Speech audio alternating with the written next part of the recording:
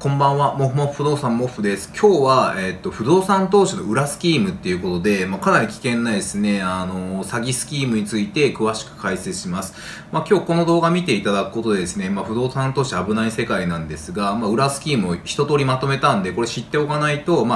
投資初心者ははめられてしまう可能性もあるし、本当に注意が必要です。この動画を見ることでですね、そういう危険を、防ぐことができると思ってます。で、自分は不動産投資家で2014年からずっと不動産投資やってて、今まで4棟ですかね、買ってきてて、戸建て2つ買って、売却とかして、資産1億円ぐらい築くことができました。なので、比較的役に立つかなと思ってます。で、そういった投資家の目から見ると、これ常識ではあるんですけれども、報道もされてるんで一般知識なんですが、やっぱ初心者の方からすると結構びっくりするようなことがまとまってます。で、今までバラバラに紹介してきたので、一つにまとめました。でまず他法人隠しですね。プラス消費税還付。法人を隠すっていう、これグレーだって、黒寄りのグレーですね。あと3ため、第三者のための取引とか、あと資産捏造、家賃偽造、二重契約、逆ザヤサブリースとか、他にもいっぱいいっぱいあって、こういうのを知っておかないと、はめられる可能性もありますと。で、赤いところはもう違法なので、不動産屋から知らずに、違法なスキームを進められて、後でバレて銀行にバレて一括で全部融資を引き上げるみたいなこともちょいちょい出てきてるんで、気をつけなきゃいけないし、駿河銀行とかかぼちゃの馬車、建てるとかそういう CM やってるような大手の企業でもこういうことを平気で進めてきたりするっていうことがあるんで、本当に注意が必要ですと。でまずは他法人スキーム隠しなんですけども、基本的に1物件1法人1銀行っていう感じで、なってます。それどういうことかっていうと、まず、物件が買いたい物件があったらそれを、法人を建てますと法人 A って建てます。なので1物件1法人を建てて、でそれで銀行 A っていうところに持ってってそこで融資を受けると。なので1法人1物件1銀行っていうので融資受けると。で今度また次銀行次物件買いたい時はまた次の物件を全然違う銀行に法人また B っていうのを立てて持っていくと。でこっちで法人持ってますよってことは隠すんですよね。なんでかっていうと1棟目ってやっぱ借金持ってないから融資出やすいので、こっちを持ってるっていうと融資引けなくなっちゃうんで、こっちを隠して1棟目ですよって言って買うと。こっちに対しても1法人1物件1銀行で他の2つは隠してっていうような感じでどんどん買っていくと。なので銀行に、法人隠してるスキームですね。で、それが結構流行ってて爆発的に広まりましたと。でこの A っていう銀行からすると自分のとこしか貸してないと思ってるんですけども、BCD っていうふうに他の3つに、かなり借金を持ってるってことになるんで、それは信用を、毀損しちゃうってことになるので、それは話が違うよって言って、ちょっと揉めつつあったりして、銀行によっては一括で返済してくれっていうような動きが出てるっていうような噂ではちょいちょい聞いてますね。でさらにこれすごいことに消費税還付っていうのがうまいことやるとできて、この物件買った時にうまいことやらなきゃいけないんですけど、そのうまいことって何かっていうとちょっと簡単には説明できないんですけれども、法の穴をついたような感じでうまいことやると違法ではないんですが、うまいことやると消費税を還付できると、建物部分に、その代わりちょっと売却した時にも消費税かかっちゃうんで、うまいことやらないとトントンになっちゃうんですけどもそういう感じで、融資を受けてオーバーローンで諸経費込みで1円も出さずに物件買いますよっていうのができたんで、1円も出さずに物件買って消費税還付して現金増えますっていう風になってるっていうことができてましたと。なので物件買えば買うほどどんどん現金が溜まっていくみたいな、魔法のスキームみたいなのがあって、これがかなり広がってましたと。デメリットもあって、いっぱい物件買わなきゃいけないんで、そこそこの物件を大量に買わなきゃいけないっていうことがあるんで、そんなにいい物件はこれ、そんな大量には買えないんで、そこそこの物件で、買い進めなきゃいけないっていうのがありましたね。で、今、物件の価格が下がってるんで、トータルで見てプラスかマイナスかっていうのはちょっと微妙な感じで、キャッシュフロー出なくなってきたりとかすると、もう今度売却もできないんで、結構資金ショートするような感じのスキームになってて、銀行によっては一括で返済求められつつあるんで、もろ刃の続きやばいですね。で、これは基本やめといた方がいいですね。僕は法人1個しか持ってないんですけども、やってる人はやってると。気をつけた方がいいです。で、また、資産捏造ってあって、これも絶対やらない方がいいんですけども、通帳コピーして偽造すると、数字50万しかないのに02つ足して5000万にしたりとか、そういうのを普通に立てるとかもやってましたと。あとはお金を、純粋に通帳そのもの持ってきてくれって言われる銀行があるんで、そのためには、業者が一時的にお金を振り込むとかやって不動産を買わせるとかいうのも結構ありましたね。なのでいきなり5000万ぐらい業者が振り込んでくれると、それ逃げられたらどうするのかとかいろいろあるんですけど、いろいろ抑えてるからそういうのないだろうっていう風にしてるんでしょうね。あと口座間資金移動とかもあって、これ立てるで報道されてたんですが、700万の通帳と300万の通帳があって、700万の通帳のコピー取っておいて、でその後700万引き出して、こっちの300万に入れて1000万円にして、さらに1000万の通帳コピーすると、1700万になるんで、ちょっと700万増えましたみたいな感じになったりだとか、あとまたすごいのはネットバンキングとかの画面のシステムを全部作っちゃって、ログインした風にしてスマホで資産を見せるみたいなのもあったみたいですね。そのうちやっぱ銀行も賢くなってきてて、これはもう通帳のコピーじゃなくて原本持ってきなさいだとか、あとお金も流れとかも1年分とか全部通帳のコピー持ってくるようにとか、通帳原本で1年分確認するとかして、お金の流れですね、どっからその1000万出たのか調べるようにしたりだとか、あとネットバンキングとかもパソコン渡すからこれにログインしろみたいな形になったりとか、結構やっぱ銀行も賢くなってきたといたちごっこだとは思うんですけどもっていうんで、こういうのやらない方がいいですね。ただちょっと前にはね、こういうの全然まかり通ってて、ATM を持ってる人がいたりとか、噂を聞いたりとか、いろんなやっぱいろいろありますね。こういうのも報道されてますと。あとレントロールっていう、家賃ですね。家賃偽造っていうんで、カーテンスキームって言ったりするんですけど、空室があるのを空室隠しますよって言って、なんでカーテンスキームかっていうと、空室、空いてる部屋がいっぱいあるやつ、空いてる部屋がいっぱいあるとやっぱ融資がつかないっていうのがあるんで、カーテンつけて満室にするように偽装するっていうのがあって、それカーテンつけておくと中が見えないんで、満室のように見えるっていうんでカーテンスキームってあって、それも朝日新聞とかから1年前ぐらいにね、カーテン行きます、駿河銀行のラインで、これ結構投資家の中で話題になったんですけど、カーテン行きますって。駿河銀行の、銀行員が、物件にちゃんと人がいるかどうか見に行くからカーテンつけておいてねみたいな、そんなやり取りが残ってたとかあったりします。あと実際に家賃4万円しかないのに5万円っていうふうに嘘ついて家賃をいじって、で収益性が高いように見せかけて融資を通すみたいなのも普通にありましたと。こういうのも絶対やっちゃいけないですね。でさらにこれはかぼちゃの馬車なんですけど、逆ザヤのサブリースっていうのもあって、これに結構はめられるサラリーマン多かったですね。かぼちゃの馬車破綻する原因になってるんですけども、満室で60万円のシェアハウスがありましたと。満室で60万円なんですよね。なので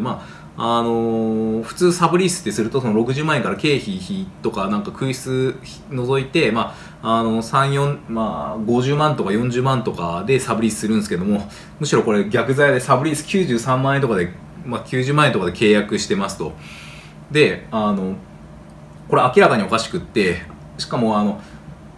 満室になったとしても30万ずつかぼちゃの馬車が家賃補助で払わなきゃいけないっていうんで、どんどん出ていっちゃうんですよね。ただこうすることで利回りが 1.5 倍ぐらいになるんで、物件の価格を釣り上げれるんですよね。なので収益性がすごい高いように見せつけて、クソ物件を高い価格でアホなサラリーマンに売りつけるみたいな風なスキームになっちゃってますと。でさらにひどいこととしては満室で60万円で実際3分の1ぐらいかぼちゃの馬車空いてたんで、実際20万円ぐらいしか家賃入らないですよね。なのでかぼちゃの馬車は毎月73万円とか、例えばこの物件シェアハウス持ってると73万円毎月赤字になるみたいな感じで、どんどんお金出ていっちゃいますよと。それを、物件かぼちゃの馬車のシェアハウス売ることで補填してて、自転車操業みたいな形してましたと。ただ駿河の融資がストップしてシェアハウス入れなくなったんで、このサブリースの負担ができなくなったから融資ストップして破産っていう形になっちゃってますね。なのでサブリース契約のこのサブリース家賃保証が高いんだ万歳って言って、それだけ鵜呑みにして買っちゃうと実際は60万の家賃とかしかなくって、さらに実際20万とかしか入ってないみたいなケースがあるんで、それで家賃保証があるからといっても、これもう明らかに破綻するのはね目に見えてるんで、それをカバーできるような会社なんかありえないですよ。なのでサブリースの金額を信じるわけではなくても、こっちですね、実際どれぐらいの相場で家賃取れるかっていうのをよく知っておかないとはめられてしまうと。よくももう今4棟ぐらいですかね、シェアハウス競売に出てるんですけども、まあ、1億5000万ぐらいのやつがまあ3、4000万ぐらいで競売で落札されたりしてるんで、まあ、それぐらいが相場だっていうことですかね。なので本当にこういうサブリースの価格を高くすることで、異常に物件の価格を高くして、まあ、サラリーマンがこう買っちゃうよ、何も知らないサラリーマンがちょっと買っちゃうみたいな、まあ、これかぼちゃの場所のところでもやりましたけども、注意が本当に必要ですと。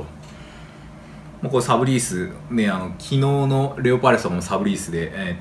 解除されて大変な目に遭われてる地主さんとかいたので注意が必要ですね。あとまあ3ためもちょこちょこ言ってるんですけど、第三者のための取引っていうので、まあ、中間省略とかも言われたりするんですが、普通売り主がいて買い主に3000万円で物件売りますよって言って、不動産屋さんが仲介手数料、まあ、両方から 3% ずつもらうんで、まあ、大体200万円ぐらい手数料もらえますよっていうのが普通の取引なんですけども、まあ、第三者のための取引っていうと、1回間に不動産屋さんが入るんですよね。この3000万っていうやつに1500万円ぐらい乗っけて、4500万円として買い主に売りつけて、1500万円間を抜くってみたいなことを3ためって言ったりします。まあ、別にこれは違法ではないんですけれども、何が問題かっていうと、もともと3000万円のやつなのに顧客に4500万円って高く売りつけるってことになっちゃうんで、利益を抜くっていうふうになっちゃうんで、もともと3000万で買えてたものをその1500万高く買い主が買っちゃうんで、まあ、そうなってくると買い主の利益っていうのがやっぱ収益不動産買うときになかなか出なくなるしっていうのがあるんで、まあ、こういうたっぷりここに利益が乗っちゃってるような物件を買うっていうのは注意が必要ですと。まあ、高くても十分利回りが取れて経営ができるレベルだったら別に3ためで買ってもいいんですけども、一般的にはがっつり抜くんで注意が必要ですね。で、まあ、いわゆる今の含めた3ためスキームっていうのがこんな感じになってて、まあ、売り主が5000万円でこのマンション1棟売るよみたいな形だったらまあ、8000万円とか言って3ためで3000万ぐらい乗っけて、ちょっと900万じゃなくて3000万円を、まあ、例えば不動産屋が抜きますと。もう1棟売れればもう3000万円抜けるんですよね。で、価格8000万っていうのはどうやって決めるかっていうと、その担保評価を銀行に出して、この物件いくらまで融資出るって聞いて、まあ8000万まで出ますよみたいな形で教えてくれるんですよね、銀行員が。もうこうズブズブに組んでて。なので、まあ、物件があって、その物件をまあ銀行持ってって、まあ、いくらぐらいで融資出ますかとかっていうのを、銀行員が教えてくれて、まあ、その価格で、売りつけると。で、そこに買えるような人を、セミナーとかで集めてきて、そこにはめ込むんですよね。まあ、そういうことをやってると、まあ、それは駿河の第三者委員会の報告書とかでも、まあ、融資のこう情報を伝えてるみたいなのあったりしたんですが、まあ、普通に報道されてることなんですが、まあ、そうやってましたと。で、またまあ、8000万円の価格で売るんですけども、実際はまあ1億円って嘘をついて銀行員に出して、まあ、1億円の、まあ、満額融資は難しいんで、例えば8割とかですね、8割融資にして、まあ、8000万円融資を受けるみたいな形にして、ここで実際の価格と、銀行に持っていくお金でも差が出るんで、これで二重契約とか二重売買二重契約とか言って、ここで買い主に出す契約書と銀行に出す契約書の価格が違うんで、2つ二重契約とか言ったりしてるんですが、まあ、そういうふうにして、まあ契約書が 2つできちゃうよと。で、実際は銀行を騙してちょっと高くしてるのが銀行も知ってるケースもあったりとかしますと。で、まあ、さらにこれに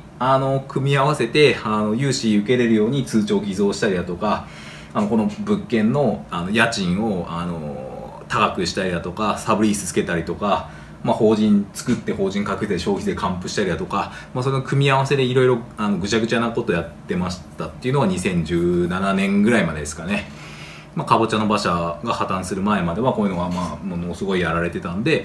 クソ物件もどんどん買えちゃうっていうんで、どんどん物件の価格が上がってたっていうような状態でした。まあ一応これはもう終わった話ではあるので、もう今これはできないし、まあもともとやらない方がいいと思ってるんですけれども、こういうことがあったっていうので、まあ今後もこういうのが多分いっぱい出てくるんでまあ今も出てるけど報道されてないから言えない内容とかも結構あったりするんですが、まあ、基本自分は報道されてる内容しか言わないので全部これはみんな知ってる内容ではあるんですが、まあ、こういうのがあるし、今後も多分こういう世界がどんどん出てくるだろうなと思ってます。で、まあ、一体誰が悪いのっていうのがあって、まあ不動産屋、買い主、銀行ってあって、まあ一番、やばそうなのは、不動産屋だけ悪くて買い主と銀行を騙して、お金だけ取って手付金持って逃げるみたいなのがあったりするんで、まあそういうのも注意ですし、あと一緒に結託して買い主と不動産屋が結託して銀行を騙して物件を買い付けるっていうのもあるし、こういう風にして、不動産屋も買い主も銀行も、みんな悪いっていうんで、もう悪そうな奴らみんな友達みたいな感じで、もうフィーバーですよね。もう全員悪いんで、もう融資ガバガバで引き出しまくり状態みたいな。駿河とか、銀行員も知ってたりみたいな話あったんで、買い主も知ってるし、銀行も知ってるし、不動産屋も知ってるし、みんな騙して融資受けて物件買おうみたいな人はもちろんいたはずなので、そういう風に一概に誰が悪いっていうケースはね、いろいろあるので、逆に銀行と不動産屋だけ悪くて買い主だけ知らないパターンもあったりとかするんで、誰が悪いのかっていうのはいろいろケースバイケースですね。一番下はね全員悪いんで、それはね問答無用だと思うんですが、ってな感じで、買い主だけ知らずに2人にこう売りつけられたみたいなパターンもあると思うんで、本当にやっぱこの買う人はやっぱ知識武装しておかないと本当に危険な目に遭っちゃいますと。であと直近では1月9日に住宅ローンを、使って不動産投資を買いますよみたいなことを朝日から出ました。なので結構これもいろんな銀行がやってたり、銀行じゃないいろんな不動産屋さんとかやってたりするんで気をつけた方がいいですね。住宅ローンって自分が住む住宅にしか使っちゃいけないっていうんで、そういう特別な条件で金利が安く長い間借りれるっていうような特別なやつなのに、最初から銀行を騙して、住宅ローン受けてそのまま住まずに人に貸したりとかすると、それが最悪バレた場合に銀行から一括返済を求められるっていうケースも結構聞いてるので、その覚悟の上でやるんならどうぞっていう形ですね。なのでやらない方がもちろんいいと思ってますし、今報道され始めてるんで、結構銀行とかも今こういうケースがないかって調べ始めてると思うんで、今もしやってる人とかいたら物件バレる前に売却しちゃったりとかいろいろした方がいいんじゃないかなと思ってます。売却のやつはまたリンク貼っとくんで、高く売却したい人は見てみてください。本当に住宅ローンね、今ちょうどホット、まさしく一番ホットですね、今年のね。あと去年これまた去年までなんですけど、新築アパート乱立とかで新築アパート建てまくって埋まんないよっていうスキーも結構あって、駅から遠くて局所地で、さらに旗竿とかで建物建てるのに向かないような土地に無理やりアパート建てると。で階段でしか接続してないとか、あと坂の上とか、横浜とかをイメージしてるんですけども、あと12平米とかです。狭すぎる部屋で、それにちょっと新築プレミアムって言って家賃をちょっと高めに設定して利回り無理やり上げるみたいな感じにして、新築を無知なサラリーマンとかに売りつけるっていうのが去年一昨年すごい流行りましたと。で結局誰も住みたがらないんで新築建てたけど誰も住まないって、あとは広告費とかを、むちゃくちゃ広告費かけてなんとか無理やり埋めるみたいな話はよく聞いたりしますね。なのでこういうのは、注意が必要ですと。さらに築30年に30年融資で30-30とかいたりするんですが、これも注意で、地方の築30年とかの、住鉄とかに、利回り 8% とか全然利回り低いんですけども、そういった物件に対して駿河とか静銀とか SBJ とかで30年融資無理やりつけて、全然利回りないけど30年融資引けばちょっと手残りが出るように見えるんですよね。ほとんど返済先送りなんで借金をね後回しにしてるだけなんですけど、そういったものを金利 3% 弱とか 4.5% とかで借りたりするんで、かなり全然儲かんないですね。半分ぐらい金利払ってるんでほぼ金利になっちゃいますよと。だから元本減らないですと。でサブリースつけたりとかして、無理やりこういうの買わせるみたいなのが去年一昨年流行ってましたと。こういうのガンガン売られてましたね。なので物件の価格がどんどん上がっちゃうと、こういうので買っちゃう人がいっぱいいたんでっていうので、こういうのを買うとやっぱもう今苦しんでるんじゃないですかね、かなり。で多分売るに売れないのでどうしたものやらっていう状況だと思うんです。金利交渉したりとかするしかないと思うんですけども、かなり苦しいと思います。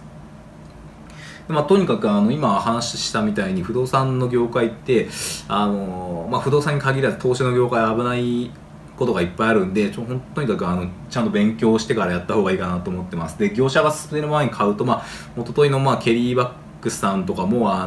そちらのまま買っちゃって、破産しかけてる女性の方とかいたりするんで、業者が進める前に買うと本当ダメですと。あえてね、電話かけまくってきて売るってことは、それぐらいやらないと買ってくれる人がいないっていうことなので、そういうクソ物件はやっぱ買っちゃいけないですね。違法スキームとかも大手全然ガンガン進めてきてたんで、多分これからも違法スキームどんどん、合法のように進めてくると思うんで、本当にね、犯罪した後に知りませんでしたって言われても、それは多分ダメですよね。っていうので知らなかったっていうのは通らない感じになると思うんで、ちゃんと勉強しないといけないですと。ただ不動産投資しっかりやればしっかり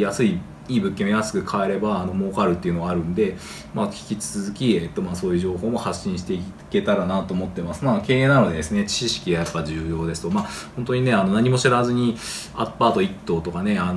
マンション1棟1億とかで買うっていうのは本当に危険なので、やっぱ勉強した方がいいですね。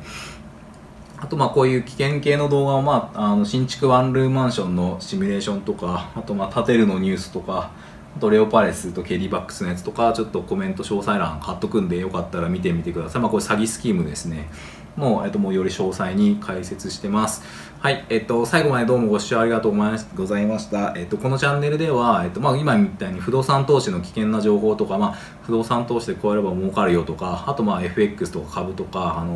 お金を稼ぐのに有益な情報を発信してます。あと本当にね、仕事がどうやって早くするかとか、そういう、役に立つ情報を発信してるんで、よかったらね、チャンネル登録してみてください。あとコメントで質問あれば、回答してます。あとLINE アットやってますんで、よかったら登録してください。あと Twitter やってますんで、フォローのほどよろしくお願いします。それではどうもありがとうございました。